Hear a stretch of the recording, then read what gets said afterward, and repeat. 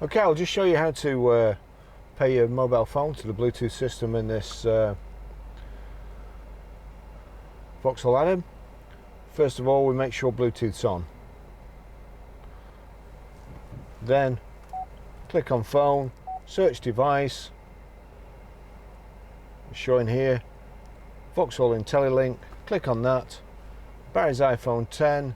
Do you want to pair it with this number? Pair, and yes, it matches. Do you want to allow contacts and favourites to sync? I don't, but you will. And that's it connected.